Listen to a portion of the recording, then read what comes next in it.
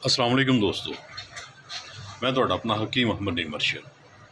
मैं तुहाडी खिदमत च हाज़र होया एक फैसला करवाने वास्ते। मैं एक तस्वीर शेयर कर रहा तुहाडे नाल और देखो इस शख्स का काम देखो। इस बंदे ने अपना घर बनाया, कुर्सी घर की उच्ची रखी, चलो मन्निया कुर्सी उच्ची रख ली, बिल्डिंग उच्ची बना ली। हुण जिहड़ी घर की एंट्रेंस है, जिहड़ा बाहरला दरवाज़ा है घर का, उहदे नाल जिहड़ियां पौड़ियां बनाईयां ने, तो तुसीं पौड़ियां वेखो जरा, वेखो जरा पौड़ियां यार, वेखो कि एक भी पौड़ी जिहड़ी है गली दे विच नहीं आन दित्ती इस भाई ने।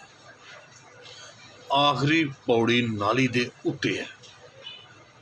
यह कोई तुक बनती है भला? इस तरह हुंदा है?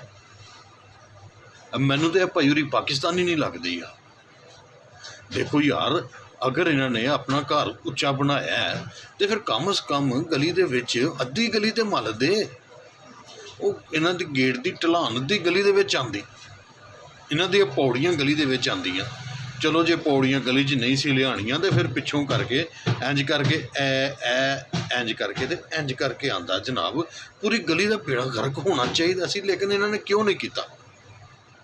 बहुत बहुत ही बुरी हरकत है। मैं भाई जी तुहाडे खिलाफ दरखास्त देनी है कि तुसां गली नूं आंच तक नहीं आन दित्ती, गली ते एक इट तक नहीं गली दे विच तुसां लाई। कोई गल है करन वाली? मैं तुसीं दोस्तों एक बार फिर है तस्वीर वेखो तो फैसला करो कि इन्हां वास्ते की सज़ा होनी चाहिए है। सज़ा मुंतखब करो, मैनू कमेंट से सज़ा दसो इस भाई वास्ते। ये तो छोटी जी एक वीडियो सी ना, एक पब्लिक तुसीं कह सकते हो अवेयरनैस वास्ते एक तंज सी। ते तुसीं जिथे भी हो, तुहाडे लई ढेर सारियां दुआवां। इंज दी थड़ी बनाने दे उत्ते और गली दे उत्ते 1 इंच भी कब्जा ना करन दे उत्ते तुहाडे लई यह सल्यूट है। जज़ाकल्ला, अल्लाह जज़ाए खैर देवे तुहानूं, और तुहाडे अल वेख के सानूं सारिआं नूं इंज ही करन दी तौफीक अता फरमाए। जिउंदे वास्ते रहो, रब रखा।